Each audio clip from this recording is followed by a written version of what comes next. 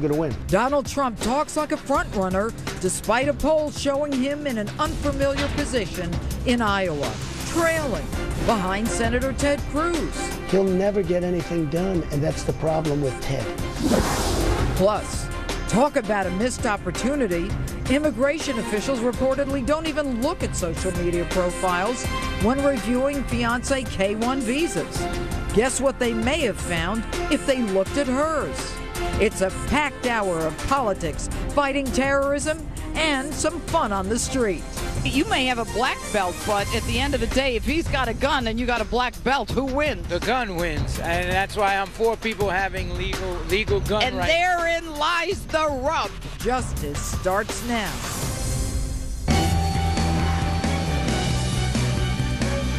Developing tonight, a brand new poll out of Iowa has a new leader in the GOP race for the White House. Hello and welcome to Justice. I'm Judge Jeanine Pirro. Thanks for being with us.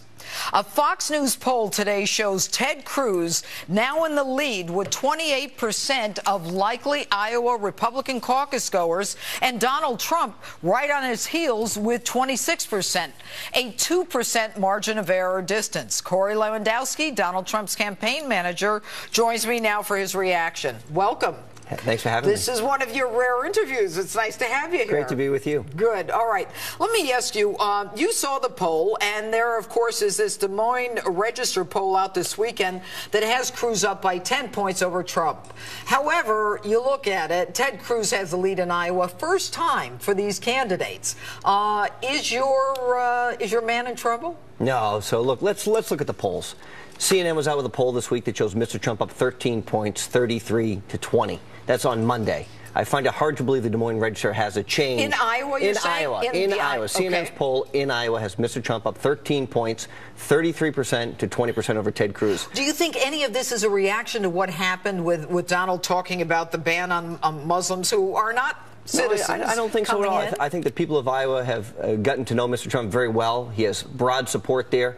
We saw the Fox News poll today that is 28-26, right within the margin of error. Right. We were in Iowa on Friday night. We had 2,000 people at a rally. Mr. Trump has these massive crowds. Well, let me ask you about we bring new people in, and that's what these polls don't understand. The people who've never participated in the process are coming out on a Saturday or Friday night and spending 4 or 6 hours with us to learn about Mr. Trump's message to make America great again.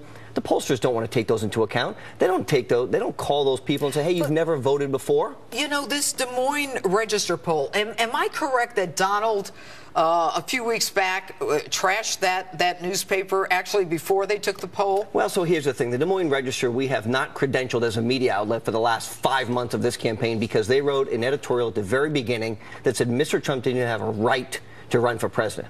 They said he didn't have the right to run. And now 6 months later, he has been the clear and definitive front runner. And now they come out with a poll that shows, him behind. I'm not shocked by this at all. There needs to be some journalistic integrity here.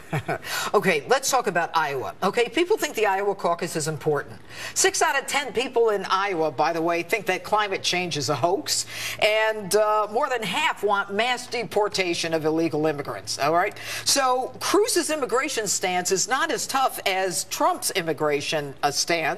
And yet the Iowans seem to be going with Cruz. Well, I think what's happened is Senator Cruz has become the flavor du jour of the week.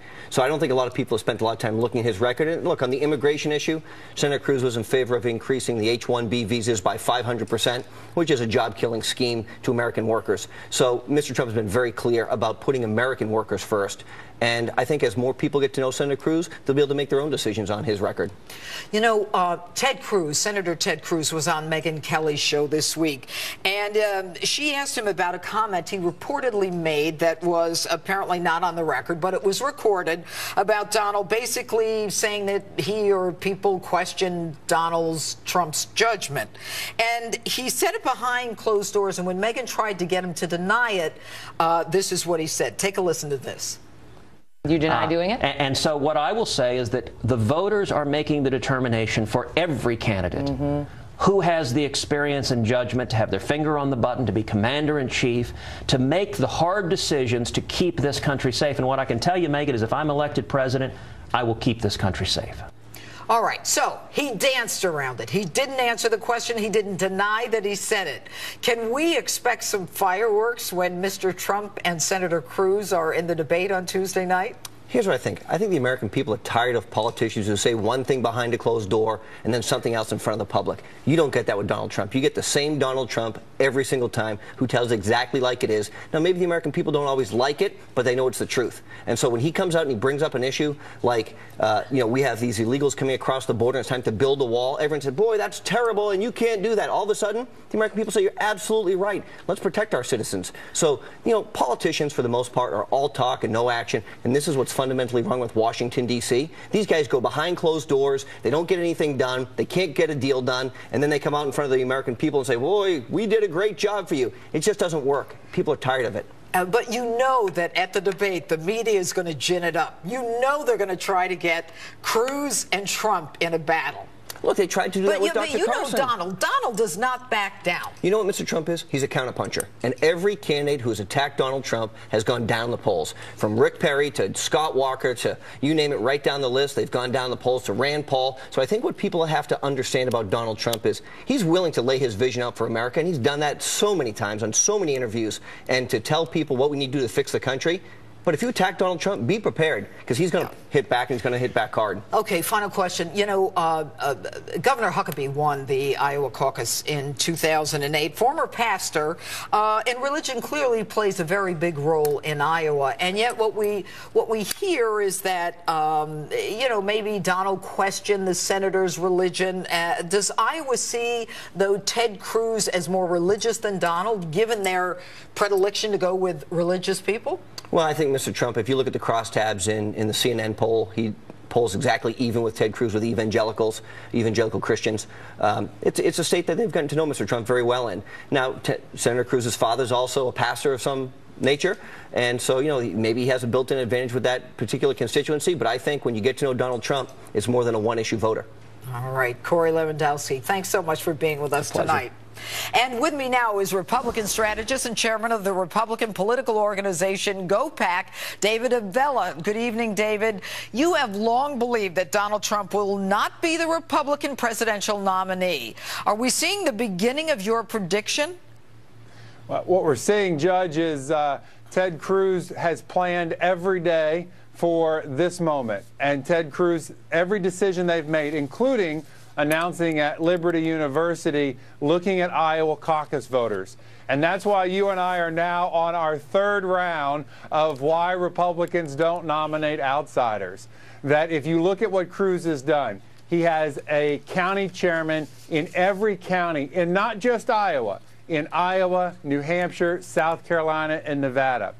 Every event you go to at a Cruz event, there are aides there taking down your name, taking down information. Okay, so he's got a good team. He's got a good team. But, Donald Trump has, he has the megaphone. It's called earned media. We've been through this. He doesn't even have to pay for it. And yet, at the same time, in the national polls, Donald is still beating everyone else. Sure. Look, there's no question. There are 12 other people that would love to trade spots with Mr. Trump. And his message does resonate with Republican voters. And it is a factor that Republicans across the spectrum should be looking at as they are planning their message and trying to understand what it is Republican voters, why they are reacting the way they are this year. But there is a difference, and you know this, Judge. There is a difference in being fired up for hearing a message and actually turning out at an Iowa caucus or turning out in New Hampshire. Now, maybe there will be this influx of new voters who have never voted in a Republican caucus or never voted in a primary in New Hampshire or South Carolina. Maybe that will happen, but it would be unprecedented. But it's what Mr. Trump has to do. But the other challenge, David, let me ask you this. In 2008, Huckabee won the Iowa caucus. He didn't even make it to be the candidate. I believe in 2012, Rick Santorum won. He didn't even make it to be the Republican nominee. So why do we pay so much attention to Iowa? Judge, you may recall that Governor Romney was actually declared the winner on election night in Iowa, and then he went on to win New Hampshire as well. And we, in recent history, have always nominated the person declared the victor in 2 of those first 3 contests. Americans love winners, and it is that early momentum that you get by getting those early victories that has, in recent history, always propelled that candidate to go on and become our party's nominee. Are you now backing Ted Cruz? No, Judge, you know I'm not doing that. I'm trying to give you some unbiased opinion here on where we see the contest. And look, I think you look at where Senator Cruz is, he is in a good position.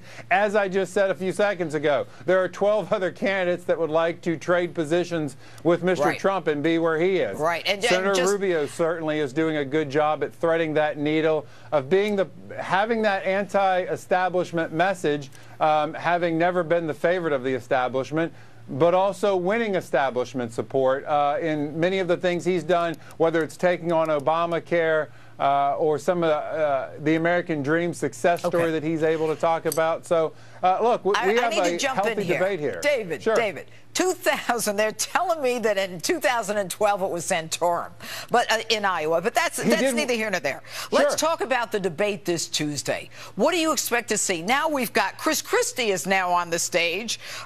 Is this going to be a make or break for anyone in particular? Well, Judge, you are right. He did win. Santorum did win Iowa. Romney was declared the victor on election night, though, and it wasn't until a couple months later that Romney was finally, that Santorum was finally declared the winner. As for the debates coming up, look, no one's going to get out prior to Iowa, short of someone being out of money and wanting to do the honorable thing and not go into debt and leave their staff and small businesses high and dry by them not having money. But at this point, we are so close to Iowa, no one's dropping out. All right. David Avella, thanks so much for being with us.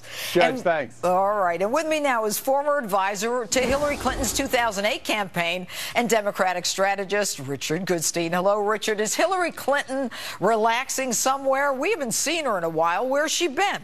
Well, she's been all over the place, Jeanine. I have to say, I have the hunch she's not unhappy about this focus on Donald Trump and Ted Cruz, the 2 people I suspect she would like to run against. Look, she's been out talking about how shameful Donald Trump's position is on banning Muslims. She gave a very complete speech to the Council on Foreign Relations about what to do about ISIS. I could go through all the facets if you wanted. Can I ask you a question, Richard? Sure. That's all great, but she won't even use the term radical Islamist either. I mean, isn't there a point where you're so politically correct? You know, most people don't even believe what you're saying.